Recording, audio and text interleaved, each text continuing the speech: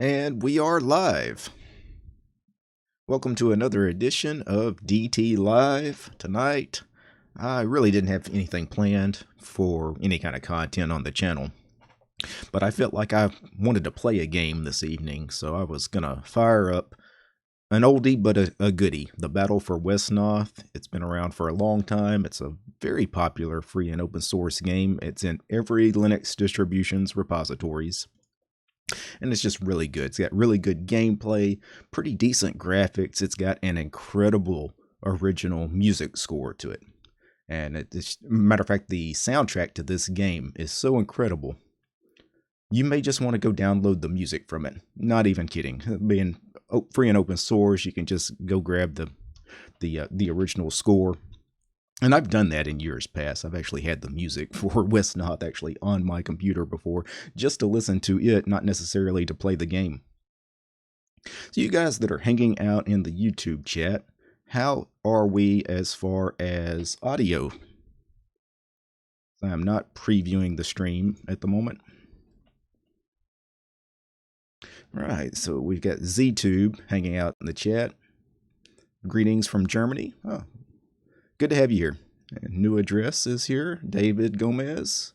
Joey, how you doing? And Devin, install Kiss next. I'm not sure what Kiss is. I'm not sure what kind of program that is, but guess I could investigate it a little bit. Got so many things I want to do on the channel at some point. Yeah, so Big Pod's in the chat. He says he's trying to learn the correct way to do Debian packaging. I guess he's trying to make a deb. Yeah, I can't help you with that one either. I've never tried to make a deb. Yeah, audio's good. All right. All right. Yeah, so tonight, what I'm doing, like I said, this is an impromptu stream. I didn't give anybody a heads up. I was just going to play this game here, and I thought if I was going to sit at my computer and play this game for a little bit, I should actually get it on camera. I've discussed Wesnoth before, but not lately. It's been a couple of years probably since the last time I did anything and actually mentioned Wesnoth on the channel, and I don't think I really went in depth about what this game is. So I really should make a proper video on it, like a recorded and edited video on it. But you know what? We may just do this live stream here this evening. I may go back and edit this video and, re-release it at a later date, depending on how the stream goes. If it looks like I know how to play the game, great. If it looks like I'm just horrible at this game, I may just delete the stream altogether. I do have a beer this evening. I'm drinking a Newcastle. So Wesnoth, you can find the website at wesnoth.org. Those of you that are looking for Wesnoth in your Linux distribution's package manager, typically the program is simply called Wesnoth. All right. And since this is an impromptu stream, I will give folks a couple of minutes to get here before I jump into the game, because probably most of you have not played this game. And I won't say the game is complicated, but I don't want people to join, halfway through the stream and have no idea what's going on. But basically, it's a turn-based strategy game. There is some multiplayer aspects to it.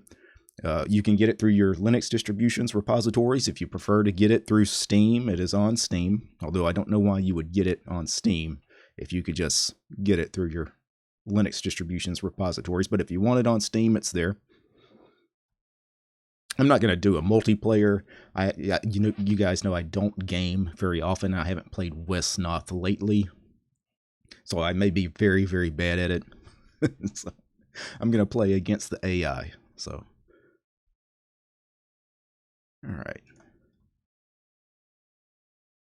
Back to the chat for a second before I jump into the game. All right. Yeah, Peter is in the chat. How you doing, Peter? Michael Hathaway. How you doing, sir? Leviticus says audio's good.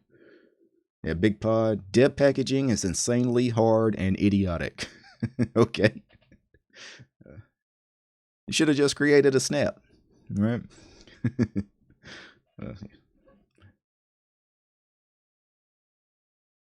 Do I ever use that laptop in the background? Yeah, I distro hop on that laptop. Actually, I have two different laptops. It's not always the same laptop you see running. I have two laptops, and they're the ones that typically, if I want to distro hop on some, I don't distro hop really on my main production machine because, it's my main production machine. But like if I wanted to check out, one of the latest Ubuntu releases from last week, I'd do it on that machine. If I want to check out the new Fedora that just came out, I'll do it on that machine. Good thing is CMatrix is in everybody's repos as well. All right, I'm going to jump into Wesnoth, and I do apologize for those of you in the chat. If you're asking questions or anything while I'm playing the game, obviously I won't be monitoring the chat, and depending on how much chat goes by, your question may be lost, but I'll try to interact with you guys, especially once I'm through with the game. I don't know how long I'm going to play here. I'm going to fire up Wesnoth.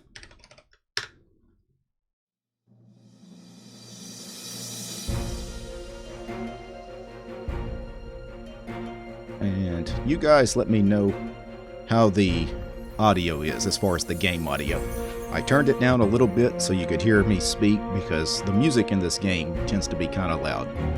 It's an orchestral, cinematic kind of movie soundtrack. I had to wait a few seconds before I get a response from you guys, but is the music okay? Still a little too loud?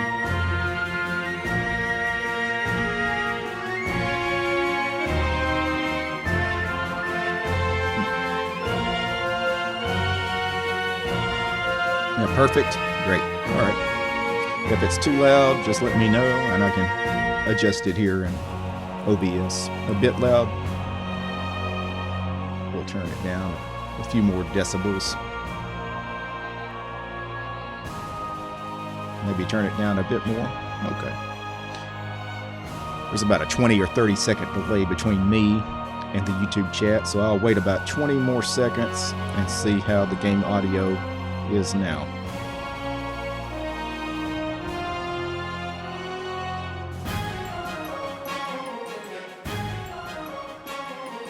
Alright, I'm going to turn it down a little bit.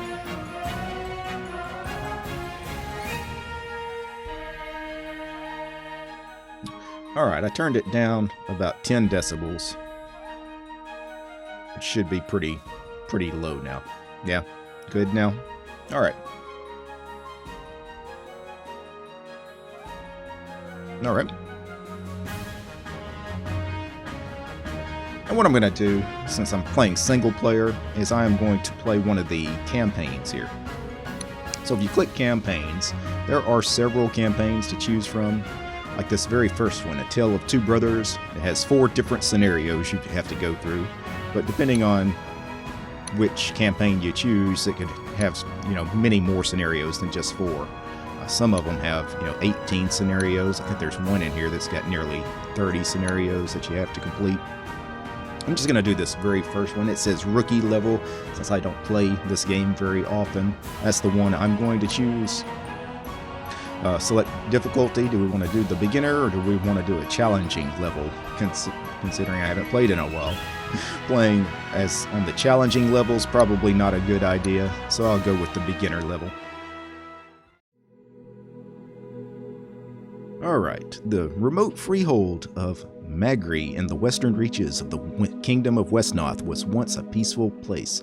Its inhabitants, largely unaware of the comings and goings of the wider world, wars and rumors of wars touched them not until the day a dark mage settled in the region and began seeking sacrifices for his evil summonings. There's quite a bit to go through here as far as reading a little bit from some of this. I'm going to skip a lot of this stuff until we actually get to the scenario that we actually have to complete. So I'll skip this. Alright, and then you have the character names here at the bottom of the screen. Give me just a second. I'm going to hide myself so you guys get to see some of this. So we have this character named Baron. He says, "Greetings, brother, and welcome home." You just click or hit anything on the keyboard, and we're playing the character Arvith, and I say, "Hell, is that all, Arvith? I understand, but..." "Well, you called and I came. Be content with that. What ails Magri?" Well, there is a dark mage that has infiltrated the town here. I will skip most of the rest of this, but once you finish this little scenario that you could read, you actually can pull up this screen here anytime, and it will tell you the objective of the scenario you're playing. And you can see the objective is to slay Mordok, the evil mage. He's going to be up in the top left-hand corner here in a minute. Now, how do we lose? Well, there are two ways to lose in this scenario. The death of Arvith, which is the character we're playing, or we run out of turns. You have 18 turns left. So if I take more than 18 turns, I lose.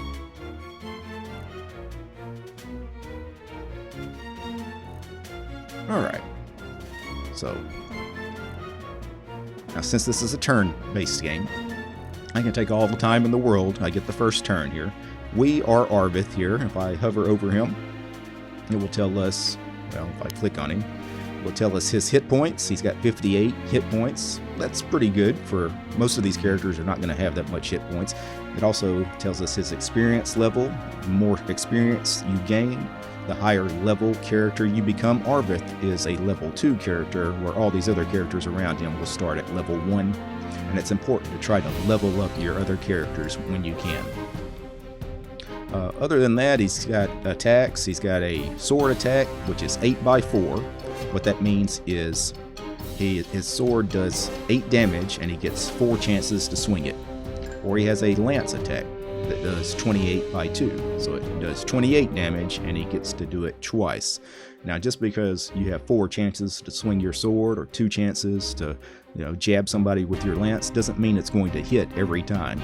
This game is based on percentages. Think of it as almost like a dice game or a poker game, where you have to figure out the odds of your attacks versus your opponent's attacks. And even if you calculate the odds in your favor, it doesn't always work right. Kind of like, sometimes you have a great hand, say in poker, but just because you started the hand with overwhelming odds, you might have been an 80% favorite to win that hand, doesn't necessarily mean you actually will win that hand. Same thing here. Sometimes you just roll the dice and it comes up 7s every time for you, and sometimes you're crapping out constantly. Alright, so our characters here, we have different kinds of characters. We have our spearman here, this character up here, his name is Farron. He has a footpad. We have a bowman. You get the idea. Each of them have different attacks. If you right click on them, you can get a unit description, and it will tell you what their attacks are. But for now, I'm just going to go ahead and move our characters. So I'm going to move this guy over to this village. By the way, these villages that have the red flag are ours. The more villages you have, the more money you get every turn. And with money, you can recruit more people, but you have to be in a stronghold or a fortress like we're starting out now. So if I right click on my character Arvith, I can recruit more people. If I want more horsemen, I can recruit 1. And I think I can recruit up to 3 to start off with here. It's been a while since I've done this, but I'll recruit. No, I'm out of gold. I think I could have recruited up to 3, but I didn't have enough gold. I could only get those 2. And I'm just going to start moving out, because we have to get to the other side of this map, because that is where Mordok is, the character that we have to defeat eventually. And remember, the way we lose is we run out of turns, or our main character, Arvith, dies. So you always want to protect this guy. Now, he does a lot of damage, and he's strong. And it might, especially when you're new to the game, you might think, well, I'm just going to ride out and fight everybody. But that's not the way to do this. And I click in turn, and then Mordok, our opponent, gets his turn. What is he doing? He's recruiting a bunch of orcish creatures and bats. And now we have our turn again. If I wanted to, I got a little more gold. I can't recall anybody. Recalling troops is, if we get through this campaign and get to the next, I can recall troops that died in the previous campaign. But right now, all I can do is recruit new troops. But they all cost too much. I only have 11 gold. And the cheapest one is 14. So I'm just going to keep moving out. I'll go to that village. We just need to get to the other side of the map. This particular scenario here is not very difficult, being one of the early scenarios. I would be shocked if I had trouble beating the scenario, but you never know. We'll go ahead and start moving Arvith out as well. We're really in no danger yet.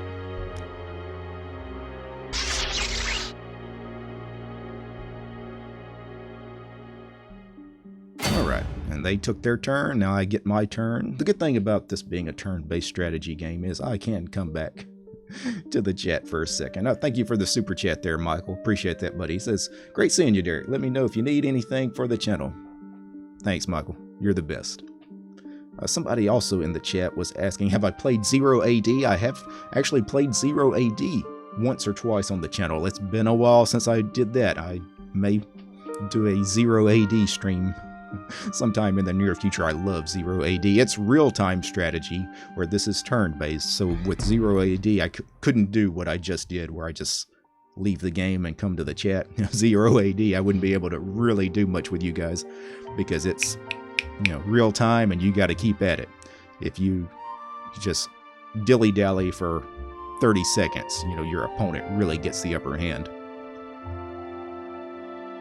All right. Let me get back to the game here. All right, so now each character can move a certain distance, like my character can travel a great distance, but I don't want to move Arvith out here because then he is within striking distance of these guys on the next turn. And I don't want to get really any of my characters out here by themselves. I want to make sure if they're here, there's a group of them. And I definitely want to keep them kind of lined up ahead of my main character, Arvith. Just for protection. Go ahead and get that village there. That adds another village. We get more gold the more villages that we've planted our flag on.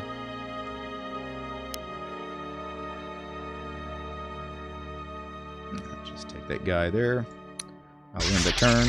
Notice I didn't move Arvith that turn. You don't have to move all of your characters each turn. And if you end your turn early, you do get a gold bonus, I believe. So don't move characters unless you really need to move them. Alright, now we are in striking distance of some of these guys.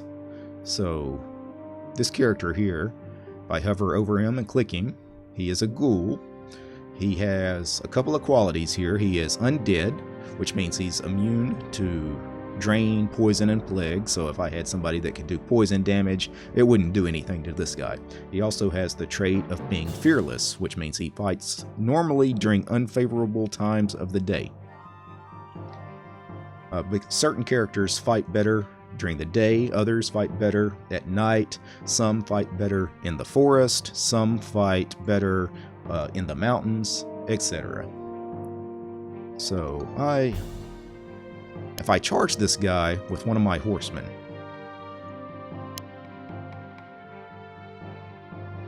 let's see, the horseman only has one type of attack, like the charge.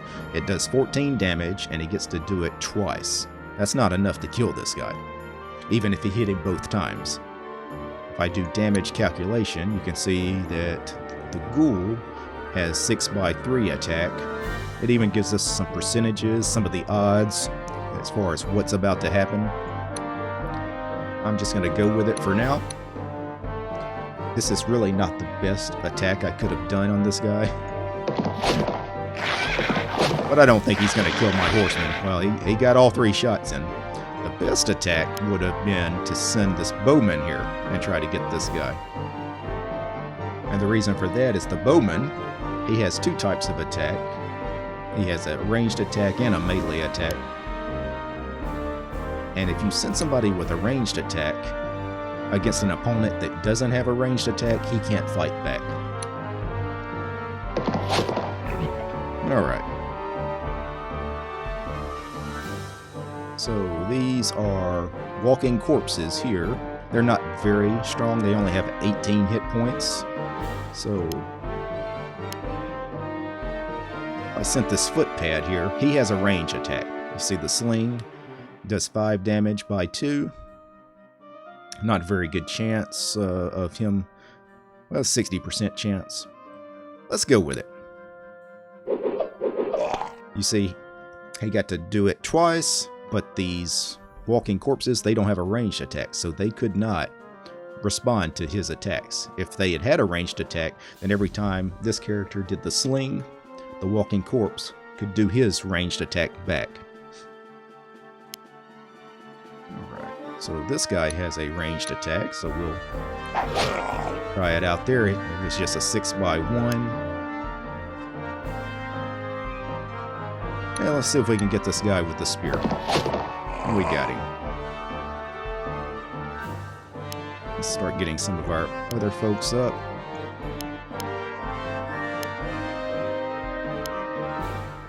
Now we'll bring Arvith up as well. I don't think he's in any real danger being up here. We only have 2 characters that could reach him, and neither one of them are particularly that strong. So I will end my turn.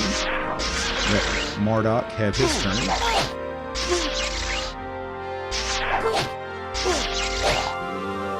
Ooh, so they did kill one of my spearmen.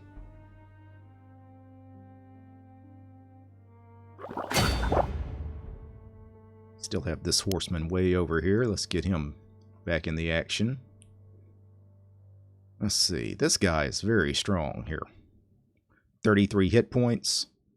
This guy is almost dead. You see, he only has 1 hit point. I'm going to take him to this village.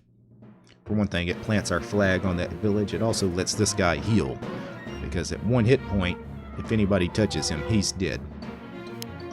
This guy has full health. Do I want to risk this attack? Let's see if we can do a ranged attack on him first, because it's safer. So we'll send the bowman. Okay, so the bowman got 2 hits. That was okay. Now he only has 19 hit points, but my spear attack from the horseman only does 18 damage. So I would still have to hit him both times. That's very unlikely that that would happen. So let's see if we can bring this spearman here, the javelin attack here, and see if we get lucky and hit him. We didn't. And we took 2 hits. Wow, that is very unlucky on our part. But again, this kind of is a game of chance for the most part. Still 19 hit points. I need to try to bring him down a little further, but I can't get anybody else that could reach him, except this character here.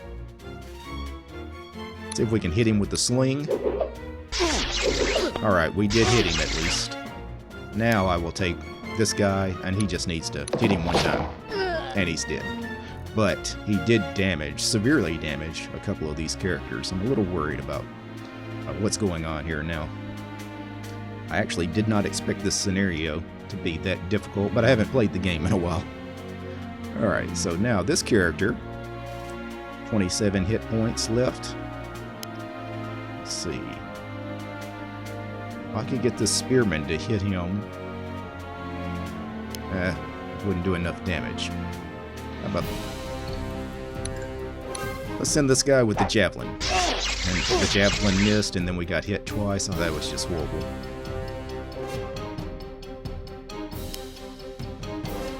Let's see if we can get rid of the bat. If I get lucky and hit the bat 1 time, at least he goes away. So that's 1 less character to worry about. 1 less enemy, anyway. Let's get these guys over here, because we're going to have to deal with all of this on the next turn. Arvith, do I want to send him in to attack anything? Probably not. That would be dangerous. Only 1. Maybe I could take out the bat. Yeah. So I got the bat.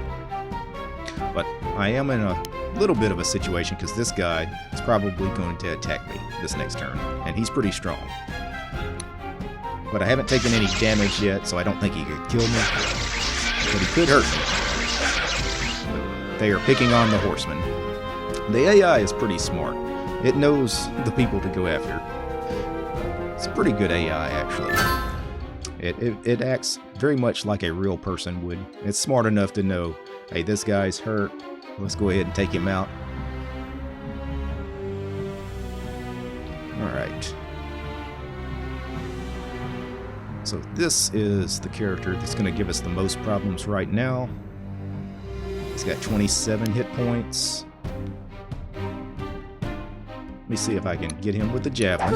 Okay, that helped a lot. Now he only has 20 hit points, so one hit from a spear would kill him if I get lucky and hit him. And I missed him. Got him the second time. Okay, you only had 2 chances to hit him with the spear. Luckily, we got him. I'm not too worried about the walking corpses. They're not that strong. Do need to do something with this guy.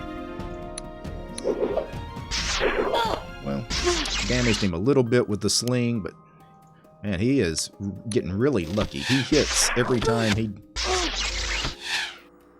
Like 80% of the time he's hitting my characters. He's getting really lucky on his attacks. Okay. I've damaged him enough. I think I could kill him now. I get 4 swings with the sword. The sword only does 10 damage, but this guy only has 7 health. So my best odds are to use the sword in this attack instead of the lance. Alright. But now Arvith is out front here, and these guys could come to attack him now, but again, he hasn't taken any damage. My main character still has all his health. So he's really in no danger. Alright, now I'm just going to go ahead and start picking on some of these corpses. See if I can weaken them. That was a pretty good attack. And I can't reach anybody with this guy. I'll just get him up front. This guy still at 1 health. I didn't mean to move him. If you type U, you can undo. I'm just going to leave him there. Because he's just going to get killed if I bring him over here. Because again, the AI is smart enough to know. I'm going to end my turn. Yeah, and a lot of these characters that are left, they were hurt so bad from that one guy that I'm in a little bit of trouble. I'm going to attack this bat, and the reason I'm going to do that, not because I care about the bat, it did damage me a little bit, but now that I'm in this stronghold here, I need to recruit some more people, because most of these guys are probably going to die soon. Actually, that was not my main character. That's my main character. I moved the wrong guy. But that's alright. Need to go ahead and take care of the walking corpse there.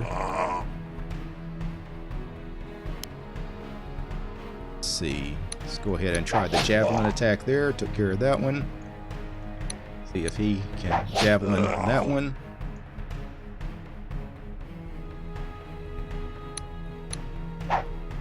He missed. How about you with the bow? You get 3 chances. And you missed. Wow. Missed all 4 of those attacks. Let's go ahead and see if we can hit this guy with the spear. He's gone. I'll get Arvith. Well, I've already used Arvith to kill one. That's all I can really do. This guy has healed a little bit. He's up to 11 hit points instead of just 1, but I'm still gonna leave him there for now.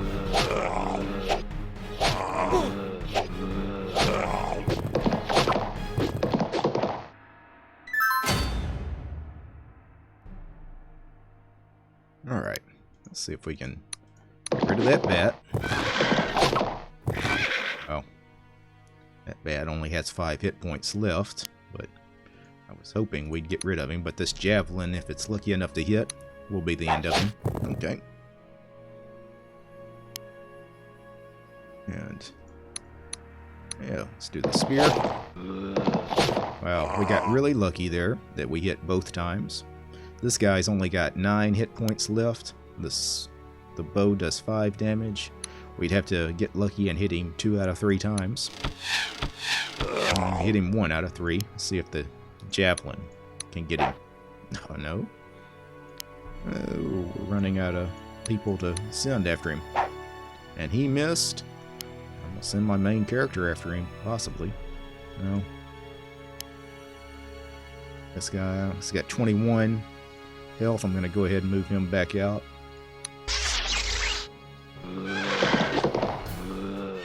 Yeah, because I lost that guy. We kind of knew that was coming.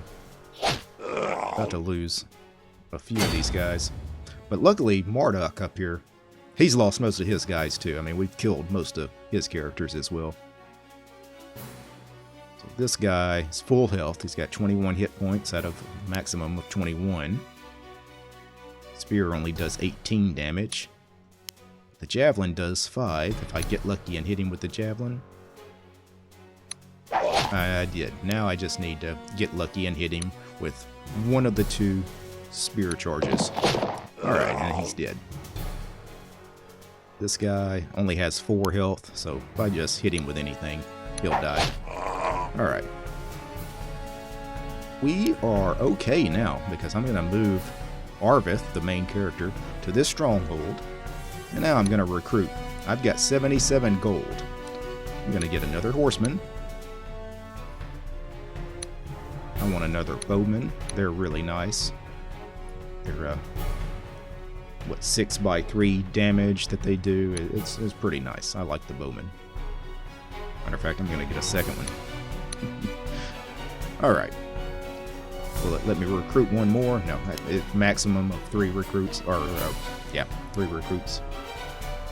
And I could move these guys. If I moved him, I could take that village. He's also still the one that was hurt earlier. He's only at 21 health. That would help heal him, but he's right here by the main character, the evil guy, Marduk, and this guy. Puts him at risk, but I'm going to do it. I'm going to put some people up here with him, though. Who haven't I moved yet? I think I've moved all these. Yeah. I'm going to end the turn. See, the AI knows that that guy was in trouble, so that's the one it always goes after. If you've got full health, it's never going to go after that character. Alright, Arvith. Baron has not made his attack. Well, something's going on. Could he have abandoned us? No, this is something else. I'm worried about him. Alright, well, let's kill Marduk and then figure out what happened to Baron. Baron, I guess, was supposed to meet us in this attack to take care of Marduk. If we were reading the story, which we kind of skipped some of the story. Alright, let's see if I can get this guy. He's got 28. Even if I got lucky with the horseman and hit him both times, I can't kill him. So we need to send a ranged attack first. So let's send the bowman. He does 4x3. See if he can weaken him just a little bit. If he can weaken him just a little bit, then we can send the horseman to clean it up. Yeah. So this horseman, 14x2, we'd have to get lucky and hit him both times. That's still not great odds. Send another bowman. Perfect. Now he is very weak. He's only got 8 health left. I'll send this guy. We just need to get lucky on one of his 2 chances to hit. Missed, but we hit the second time. He did poison us and hit us once, but we're on this house. We'll heal, so not a horrible outcome. Marduk is all alone. I'm gonna start moving some of my guys. In fact, I may go ahead and try to attack him. I'm gonna send that guy. He gets 1 chance with the javelin. He missed. Oh, Marduk has a ranged attack, though. That ain't good. So this guy already used all their turns. See if we can spear him or lance him. Missed, We did hit him once, though. This guy has 18x2 spear. Missed both times. That was horrible when we got hit. This guy needs to heal. I'm not going to use him. Should I send my main character Arvith up? Marduk has 28 health points. I have 58. I don't think I'm in that big of a danger by sending my main character up. Let's go ahead and try it. And I hit him. Great. That was it. Alright. Good work. But what has become of my brother? So this Baron guy is his brother. We need to go figure out what's going on here. Alright. There's nothing to be had from whatever. We're just going to keep going. I'm just going to click through it. Basically, they kidnapped this guy's brother, and we got to go after the brother. That's going to be the next scenario. So we have end scenario right here. And we could save. It doesn't really matter if I save it or not. We really haven't done much yet in this game. And we have another story. I will skip all of that. But this is the next scenario where we go after Baron, the brother of Arvith, I believe. Alright, back to the chat for a second. I'm a little ashamed that it took me so long to beat that first scenario. Alright. Wait, is DT actually gaming? Hell yeah.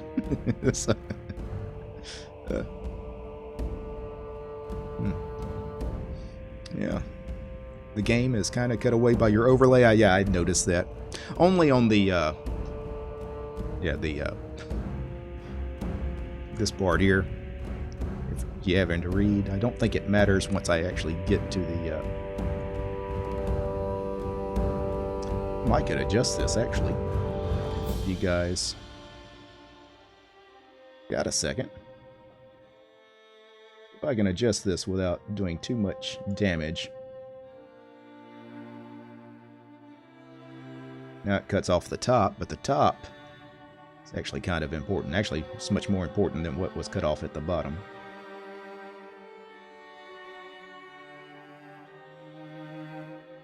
Alright. I think that looks alright.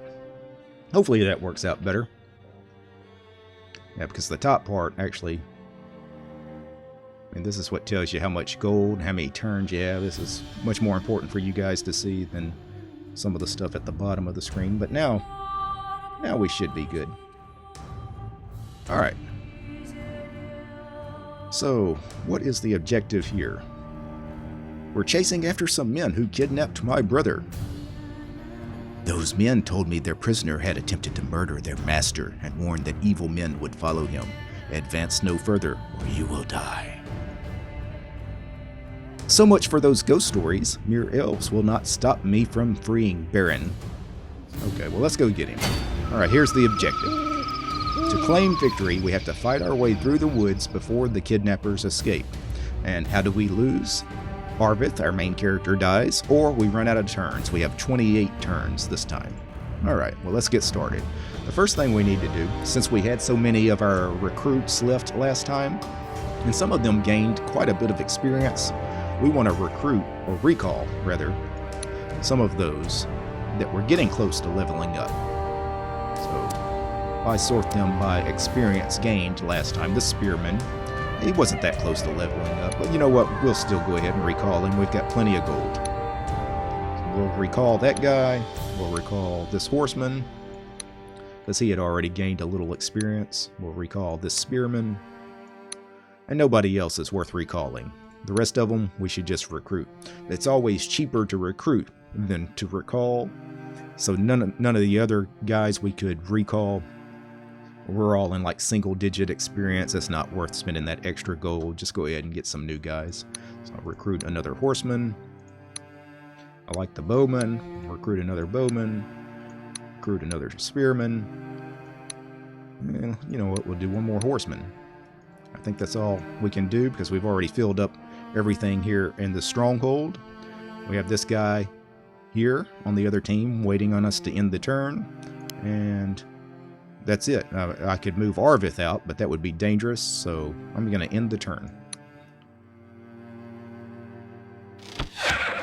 Since it's one character, which is not a great move, because that guy's just going to end up dead. So he hit this guy, so I'm going to send him out to that village.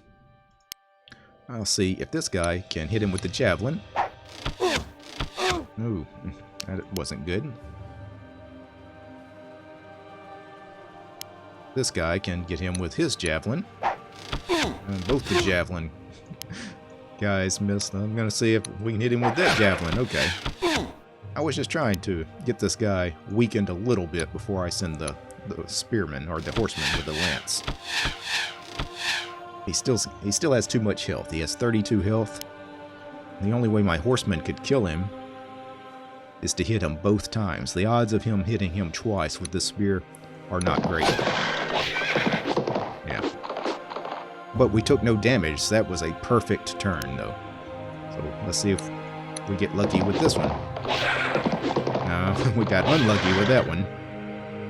And then nobody else can get to him. If I can recruit some more people. Got plenty of gold still. I'll recruit another horseman. I'll recruit another bowman. One more bowman. Let's end the turn. Yeah, we're going to lose this guy, I'm afraid. Yeah.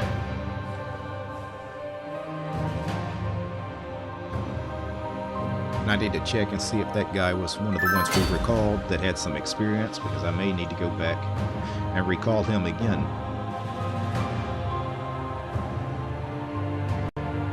Alright. I did a recall. No. We didn't lose one of the ones that were kind of high in experience, thankfully.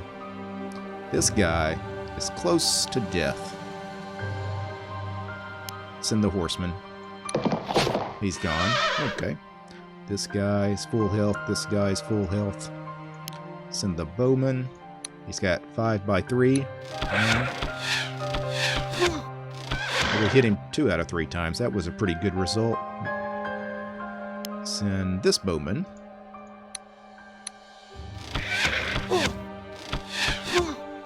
We hit him 2 out of 3 times. Now he's pretty close to death. Any of my horsemen can get around to him. This guy can.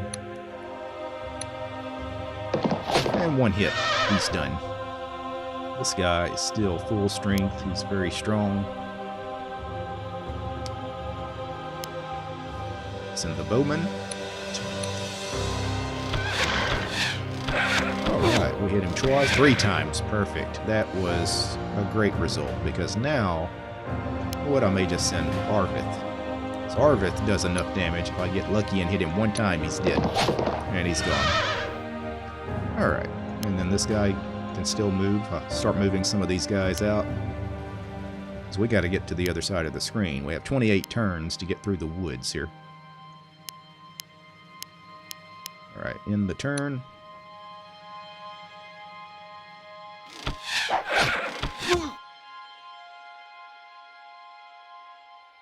And all these villages up here that have the blue flags, we need to try to steal some of those. Let's bring this guy back since he took some damage. Let him heal.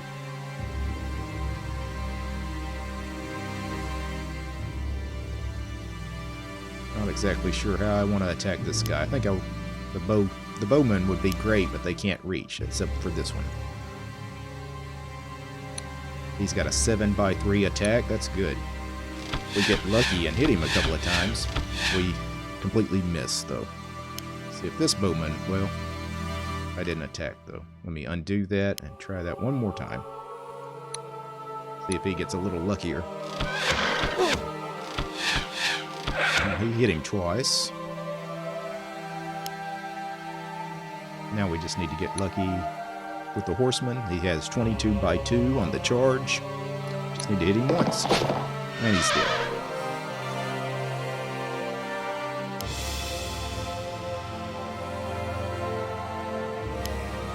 Start bringing everybody out. Hit that village.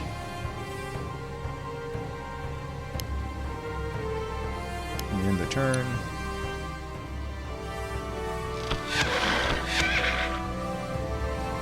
This scenario will take a little longer than that first scenario because we've got a bigger distance to travel. Alright, this guy's got 30 hit points. My character's got 25 here. This one's full strength, 39 hit points. What I would like to do is send one of the ones that have a ranged attack first. And see if I get lucky with the ranged attack. Okay, now he only has 21 hit points. What kind of damage do you do? 30 damage by 2? Let's try it. And he's gone. Take that village. Here to the stronghold. He can't reach the next village. And we just start moving our guys up.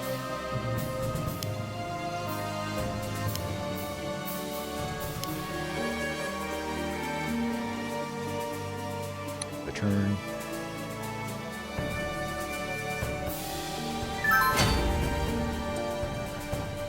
Really, I'm just going to try to cross this map as fast as I can. If I send this guy all the way out here, this guy's going to attack him. But I'm going to bring some other folks up over here with him.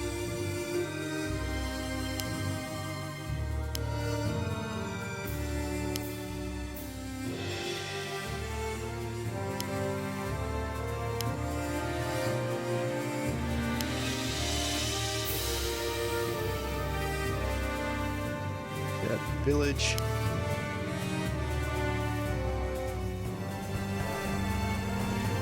Gonna have a problem with that guy here in a second as well. And Arvith is right here, so we need to protect Arvith if we can. Alright, let's end that turn.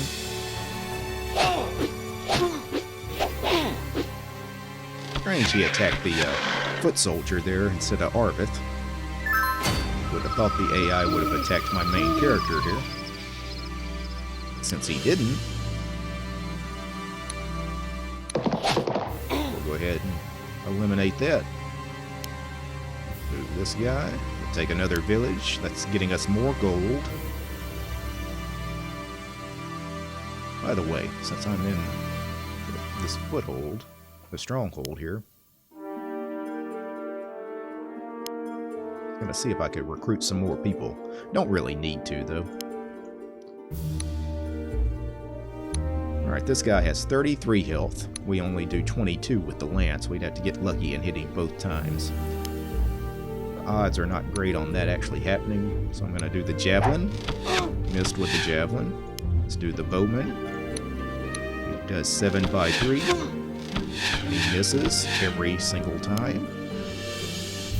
Send this bowman.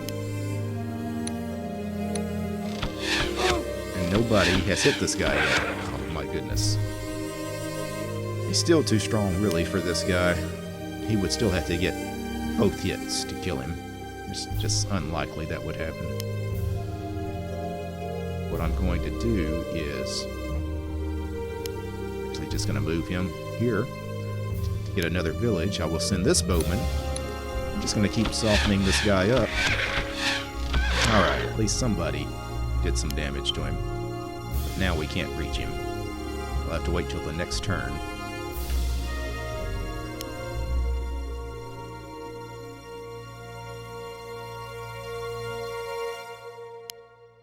Alright, let's end the turn.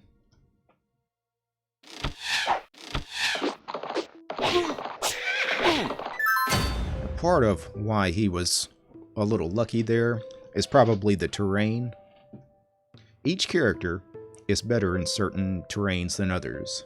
Some of these characters have better defense out in the open. Some of them have better defense in the woods. Some of them have better defense in the mountains. For example, if I click this character and I'm just hovering over each square, it'll letting me know it's 40% for the defense here, 50% here in the woods. So, alright. So this guy is the one we've been working on a little bit.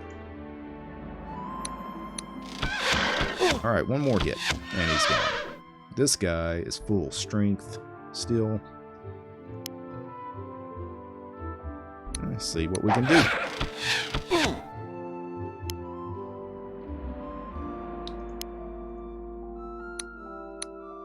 Really just getting very unlucky here. I mean, these bowmen not hitting nearly as often as you would expect, but sometimes it goes that way. Now he's weak enough. I'm going to send this horseman. He just needs to get lucky and hit him 1 out of 2 times. Alright. I'm going to start moving up. We are almost to where the bad guy on the other side is hanging out. Already moved all these guys. And this is the main bad guy here that was hanging out in that other fortress. He has 46 hit points. These guys up front with him all have plenty of health. This guy could heal a little bit, but I'm going to leave him in front of Arvith. If this guy dies, it doesn't really matter. If Arvith dies, it's a big deal. See if this guy can travel all the way up here. See, he's got plenty of health. And he missed twice and then took 2 massive hits. Let's see. You get lucky.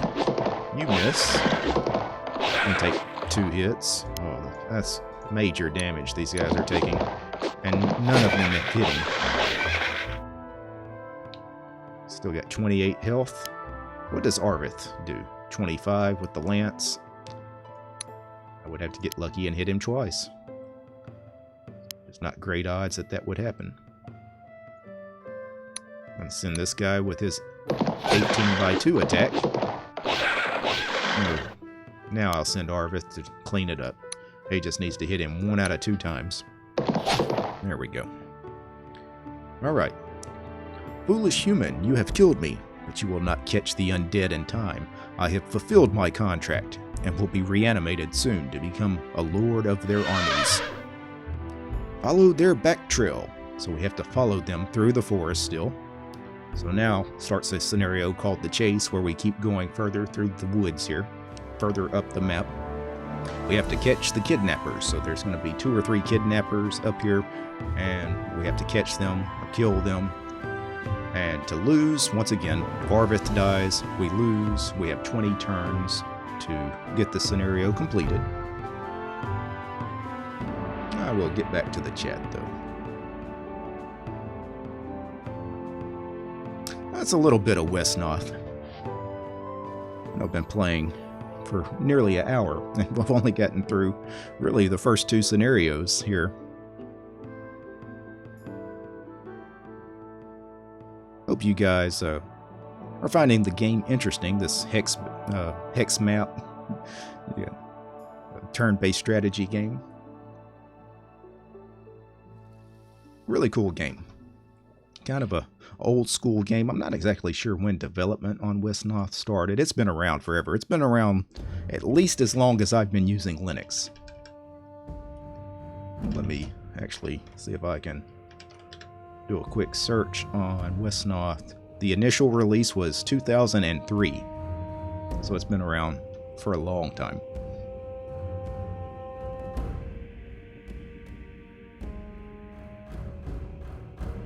Alright.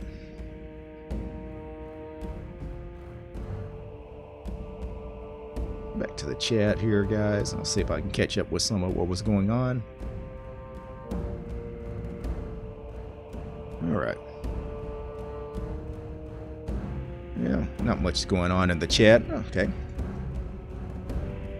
Well, I will probably kill this stream here in a little bit. I wasn't planning on streaming that long tonight. I was glad to show you guys a little bit of Wesnoth, though. And I think I will go ahead and kill this. Now, before I kill it, really, if this was a real game, what you would want to do is go to the menu, and you would want to save your game, so you wouldn't have to go through everything again. Save, and then the next time you play Wesnoth, you could start exactly where you were.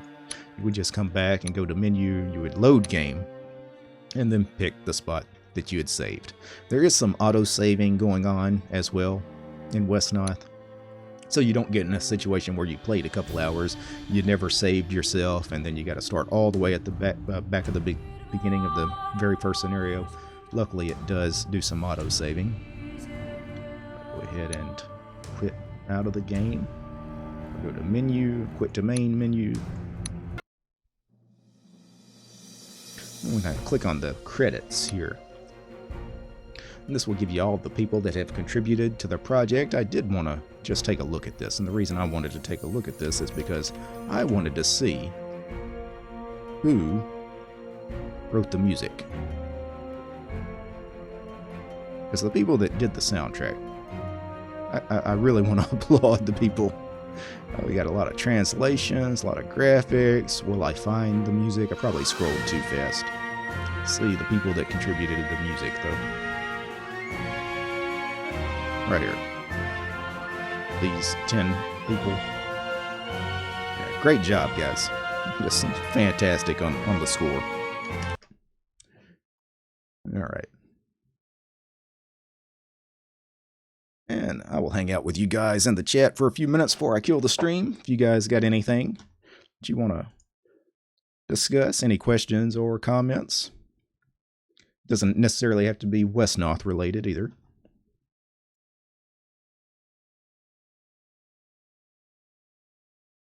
One thing I noticed, just checking, some of the news in the last couple of days, I did notice that Microsoft Office, at least according to an article I read the other day, is soon going to eliminate putting 2 spaces between sentences, like in Microsoft Word. 2 spaces is not necessary anymore. Just use 1 space. And it's going to give you an error if you put 2 spaces in between your sentences.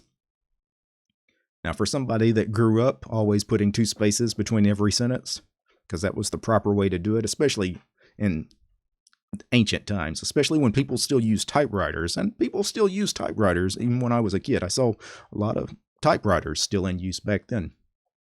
Typewriters typically, a lot of times you were using monospace fonts, and for better readability, you just always put 2 spaces between sentences. Nowadays, with computers and a lot of the modern variable width fonts, I guess 1 space is the new norm. It'll take me some getting used to, though, just doing 1 space between a sentence.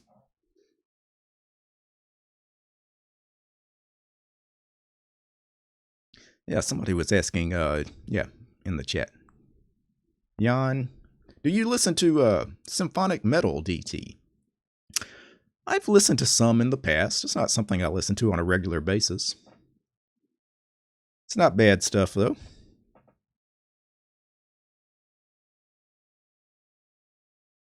Yeah, so Anthony, most doctors are idiots. Well, most doctors are book smart. They had to go to medical school. But I have known some doctors. I've got some friends that are doctors that, I can think of one right off the top of my head. Really book smart, but common sense wise, the guy's a complete moron. So but that's with everybody. That's not specific to being a doctor or any line of work. That's just humans in general.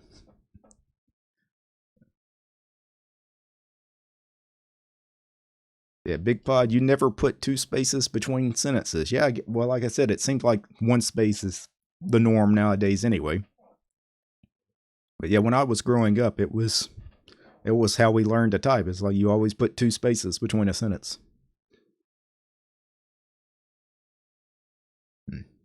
DT, what are you drinking there? Oh, this is a Newcastle.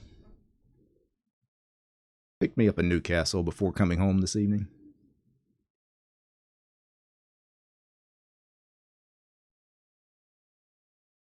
All right, yeah, Bob, I will continue using two spaces. I probably will too, but just there's no way I could ever break from that habit anyway.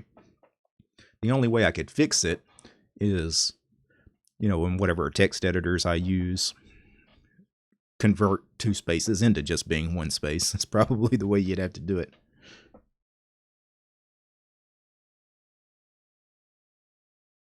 DT, just remembered I need increased permissions in your Discord channel since I want to add music bot in there. It is highly requested. Okay. As soon as I end the stream here, I will try to take care of that. Yeah, Newcastle is a fine beer. Very good. Yeah, it's not bad. It's not one of my favorites, but especially like if I stop in a gas station or something, they're not going to have a good selection of especially imported beers. But most of the gas stations around me will have at least Newcastle.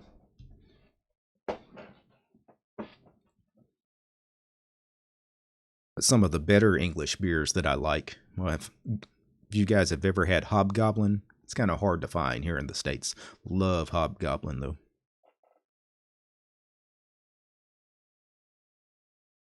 Wait, there's a DT Discord? There is, Jan, but DT is never on Discord. I'm not much for chat anyway. It's not my kind of thing. But there is a DT Discord.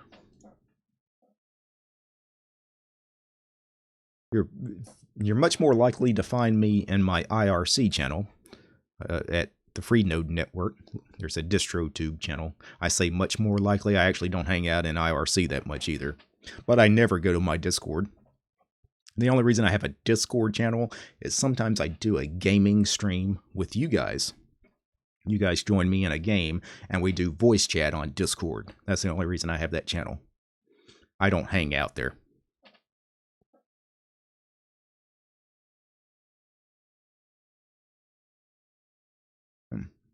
And one other interesting bit of, I guess, sort of news, if you want to talk about it a little bit, is I noticed that some of the cryptocurrency prices are going back up after the prices of like Bitcoin and LBC, especially since I use library, just completely collapsed, with the whole pandemic thing. I noticed in the last several days, all of those are returning back to where they were a couple of months ago, which is great. Because LBC was practically worthless, after the collapse. And now it's back to where it was, which is great. I don't know if any of you guys own any Bitcoin or have been sitting on some Bitcoin, but the same thing happened with the Bitcoin prices, kind of followed like the LBC prices as well. You had a big dip for a little while, and now it's back to being where it was.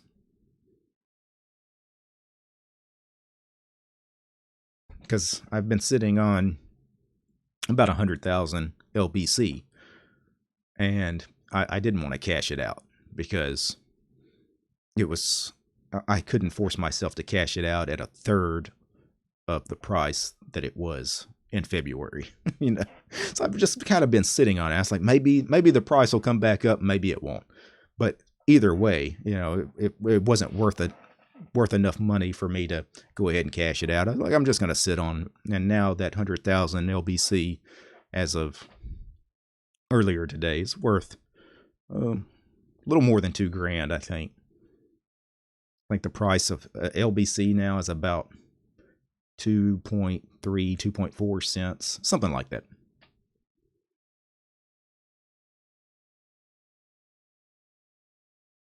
I'm not one of those people that probably would hold on to something like Bitcoin. I know some people really advocate investing in Bitcoin. I don't see things like Bitcoin as an investment. I would never buy thousands of dollars of Bitcoin and then just sit on it, because you never know what's going to happen with that stuff, right? It's completely gambling. So, yeah, Bob, will you be doing any more taking into account? I had thought about bringing it back, but I don't know, probably not at this point. I've got no immediate plans for it.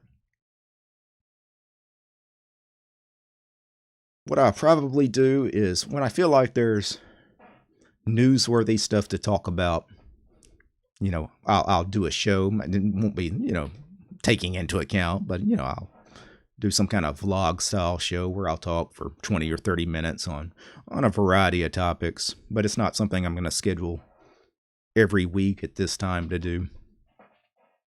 And one of the reasons why I'm probably going to get away from doing something like taking into account why I probably won't go back to it.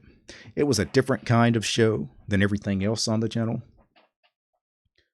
One of the things with YouTube, if you actually care about the YouTube analytics and the YouTube algorithms, YouTube does punish you a little bit if you put out content that for whatever reason gets a lot less watch time than usual or a lot less views than usual.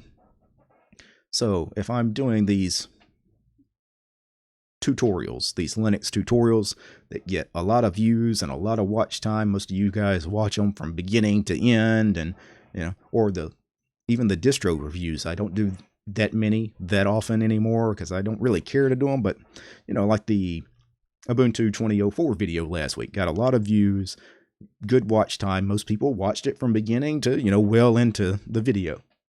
And then I make something like taking into account news podcast that's 30-45 minutes in length. It's not my usual kind of content. Because it's not my usual kind of content, most people won't even click on it and take a look at it because they're only interested in the tutorial stuff I do. The ones that do click on it, well, I'll check it out, but you know what? They'll watch 2, 3, 4 minutes of it and then not watch the rest of it. That kind of stuff does damage you a little bit as far as YouTube's algorithms. It's the more you put stuff like out there that's worse content in YouTube's eyes than what you've been putting out, the less likely YouTube's going to keep recommending you to new viewers. That's why a lot of bigger YouTubers, or serious YouTubers, typically will have more than one channel.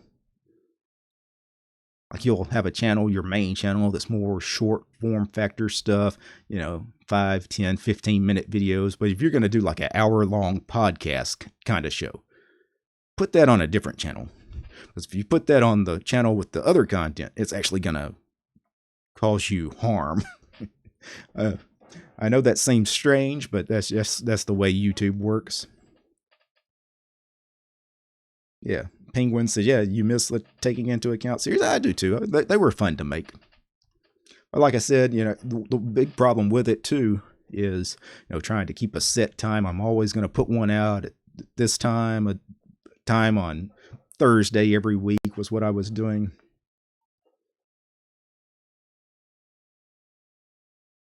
I'd rather just do kind of like I am now, where a news story comes out and I feel like it needs to be talked about, I'll do something, on camera discussing it.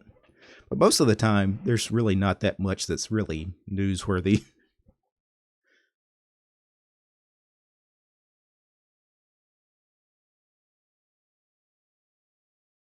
I'm going to switch to my web browser here. I mean, have I actually done anything that actually discussed anything going on that was actually kind of news related? Probably not. And I guess some of the controversy surrounding snaps and flat packs, but that wasn't really. It's been a while since I've done anything about any kind of news related events. Eric Raymond being banned by the Open Source Initiative. That was newsworthy, and I needed to discuss that. You guys wanted to hear my opinion on that anyway. Really not much else that I've done that's. The other thing regarding, I actually should do a video or maybe a live stream sometime talking about YouTube, the processes behind making YouTube videos, or, doing a YouTube channel, because some of you guys are interested. Some of you guys have your own channels or thinking about starting channels. Yeah, just how some of this kind of stuff affects you as far as the format of your videos, the length of the videos, Now, sometimes you'll start something, people really want this kind of content, but it actually does more damage to your channel than good. I had a thought there and I lost it.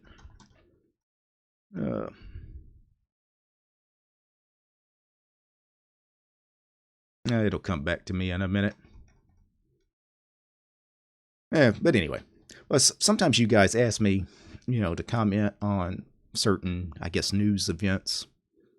And if I feel like I have something to say about it, I'll do a video on it. If I feel like I have absolutely nothing to say about that event, no, I'm not going to make a video on it just to be making a video on it. Some of you guys wanted me to discuss, I guess one of the guys over at Jupiter Broadcasting got fired a couple of weeks ago for saying something inappropriate in the workplace. I don't know the guy personally.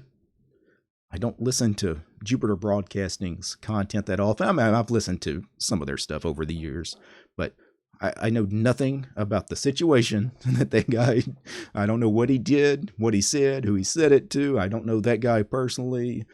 Why would I comment on that? Well, I got several people asking me to comment or make a video on that particular subject. It's like, no, not going there.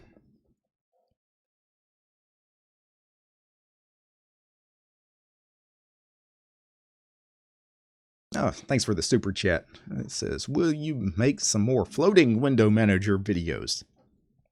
Possibly. Possibly. Probably, actually. But I never schedule things way in advance. I don't typically schedule the content I make on this channel. Typically, when I decide to make a video, I make a video.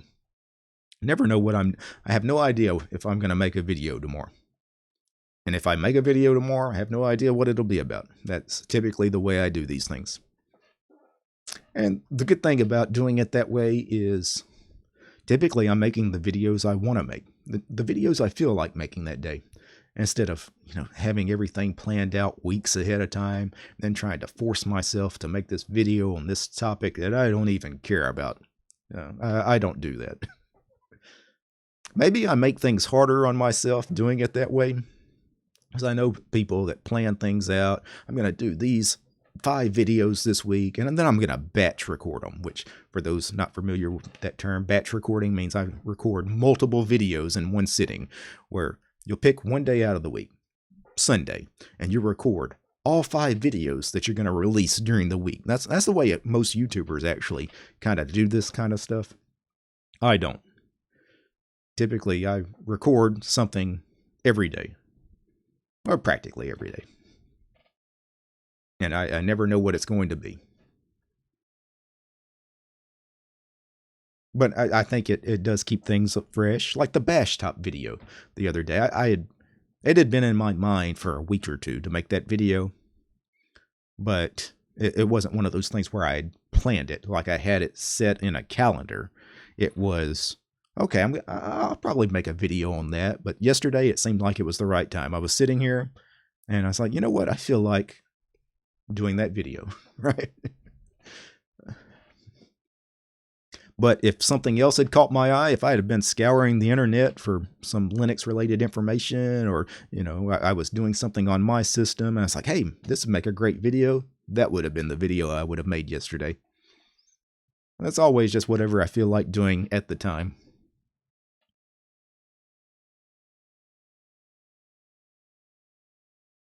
Yeah. LN Media says, yeah, spontaneous videos. Yeah, for the most part. Now once I decide to make the video, I'll put some effort in, like I'll actually think about exactly what the video is going to be. I just don't click, start recording and whatever happens. I put some effort into it. And of course there's a lot of editing involved, and then you got to think a little bit about the title and the thumbnail. There's, a lot of work in it.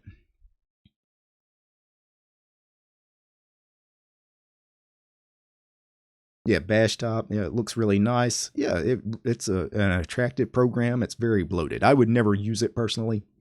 I thought it was a neat program. That's why I showed it. The other reason I showed it is a lot of guys are interested in bash scripting, what you can do with bash scripting, and just taking a look at that code. It's worth it. I mean, you could learn a lot just opening that 3,500 line bash script and taking a look at exactly what is going on in that script. Yeah, does Unity still work on Ubuntu 20.04? Yeah, I've got Unity working on Ubuntu 20.04 in one of my VMs. I've been running Unity in 20.04 like through the beta into the, the actual release. Yeah, Unity works, still works, looks good, no issues. And if you get Unity on 20.04 working, you're good till 25.04, right? Because it's supported for up to 5 years. So if you get it working on 20.04, you got at least 5 more years of Unity. So that's assuming it doesn't work in 22.04 when that comes out, which it probably will still work in 22.04, hopefully. Thanks, Steve. Appreciate the super chat there, buddy. Let's see. Akami, hey, do you script at all? Me? I can do a little bash scripting. I'm not a programmer by trade. You guys know that. But yeah, I mean, sometimes I'll want to do something on my system and I know it'll need a script, and I'm okay with doing some simple bash scripting. I know enough. I can do the basics. I can do your if statements and while loops, until, all those kinds of statements, case statements. And then if you know some of the basic core utils, grep, sed, awk, yeah, you can get anything done with some simple bash scripting. I haven't played around with it lately. I used to know a little Python. I could do some simple Python scripting too. I probably still could. I would just have to get back into doing it. It's been a while since I've actually tried to write something in Python. Mainly just for sake of time. So much of what I do is this channel, creating videos. It's hard for me to, I'm going to learn Python, when spend the next 6 months, a couple hours every day learning Python. I obviously don't have that kind of time. Well, I guess I could have that kind of time, but you guys wouldn't get much content if I'm spending so much time on those personal projects.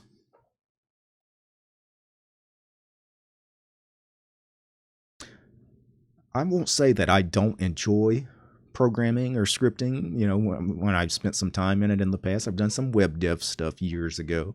I could get around in PHP. Do I enjoy it though? Is it something I would want to do as a job, as a profession? Probably not. I don't think it would be something, I don't know if I would hate it, but I don't know if it's something I would be passionate about.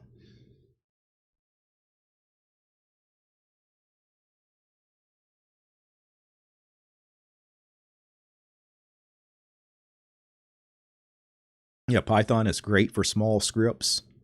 Well, it depends on what you're calling a small script. I mean, that guy that wrote the 3,500 line bash script, he should have wrote that thing in Python. I mean, if your bash script is more than a couple hundred lines, certainly if it's pushing 500 lines of bash, I would say you probably should have just wrote it in Python to begin with, if you know Python, or Perl if you know Perl, maybe Lua even if you happen to know some Lua. But yeah, 3,500 lines of bash script. Also, bash, or any shell scripting, it's not the easiest thing in the world to read and figure out what's going on, especially a massive script like that. And if you want people to be able to audit your code or help you out with the project, writing it in something that's easier to read for the next guy is probably preferable. But the guy that did the BashTop program, I think I mentioned this on the video, is basically he said he started it because he wanted to learn some bash scripting, and it was a neat project. You know, he had this idea and he made it happen. So I applaud him for that, and that's a great idea. If there's something you want to learn, you know, any scripting language or programming language you want to learn, and you got something that you want to do, you know, some problem that you want to solve, yeah, make it happen. I think that's a great educational experience. I've got this thing I want to solve on my computer, and you know what? I've also been wanting to learn bash scripting, so I'm going to make it happen. Yeah, go for it.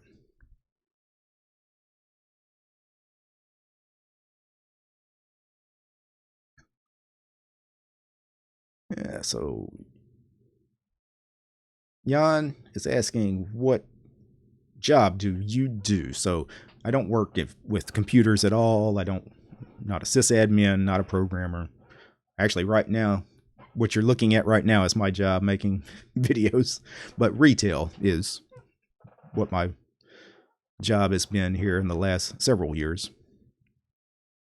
As far as what I went to school for, as far as training, as far as college degrees, I have a couple of degrees in music. It's actually what I studied in college. I have a bachelor's and a master's degree in music performance. Which sometimes you get a little music from DT, sometimes on these live streams. I don't have anything handy to play on this one, though.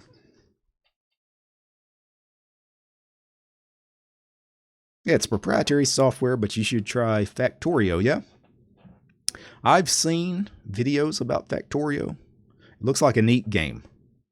Proprietary, but yeah, I mean, I don't mind proprietary games. I have Steam on my system, you know. I accept the fact that most of the games I play will have to be proprietary software, but that's a different kind of situation than other. Because I don't like doing proprietary software where there's a good free and open source alternative. Games, it's not a big deal, because you know, I'll play Factorio because I know there's not a free and open source version of Factorio. There's other free and open source games, but it's not the same game, right? If I want to play that game, it's got to be that game. It's a little bit different than, say, the video editor I use to make my content, right? I could use something like DaVinci Resolve, and I'm sure it's a fantastic video editor. Or Lightworks, and I know it's a fantastic video editor. Both of those are proprietary software, and even though they may be better than the free and source program I use now, which is Kdenlive, I still wouldn't use them because Kdenlive is a decent enough free alternative that I'm going to use that, just on the principle of the matter. With games, it's a little different because, you know, there's no equivalence to Factorio. There's no open source Factorio for me to go play. It's either, if I want to play Factorio, I play the proprietary program, or I don't. So games are in a little bit of a special category of software. But other things like my Office suites and video editors, audio editors, web browsers, you know, there's so many good free and open source versions of those programs. I would never use the proprietary alternatives. Even if the proprietary alternatives might be better, the open source alternatives are good enough.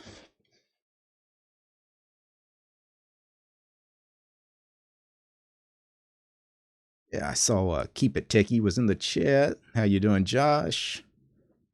Yeah, everybody loves Kdenlive. Kdenlive is good. Sometimes it's frustrating. Sometimes it'll make you mad. It can be a crash fest, depending on the version. It's always pushing out new versions, but there are some versions that are buggier than others. But it is always improving. All right, well, I'm going to go ahead and kill the stream, guys. I do appreciate you guys hanging out. Yeah. Yeah. Python is more important skill than shell scripting. You probably should know both. I wouldn't say Python is more important than learning to shell script. You probably want to know shell scripting too. I imagine most people that know how to write a Python script probably know how to write a shell script as well. I'm just throwing that out there. I would expect that to be the case. Yeah, conch, the conch shell, XONSH is a little weird. Yeah, it is. And it's not stable software. It's kind of beta quality software as far as the shell. It's a neat project, but yeah, I couldn't use it. Not on a regular basis. All right, Joseph, yeah, thanks for the stream. He said Battle of Wesnoth really deserves more attention. That's why, you know, I wanted to do this on camera. I was just going to play Wesnoth anyway. I wasn't actually going to do any video content today. I was like, oh, I feel like playing something. Hadn't played Wesnoth in a while, and you're right, it deserves a lot more attention than what it gets. All right, guys. Well, thanks for hanging out. Before I go, I want to thank a few people here. I want to thank all these names that are going to flash by on the screen here. These are my supporters over on Patreon. All right, guys. Go download Wesnoth. It's in everyone's repos. Just look for a package called Wesnoth. Peace.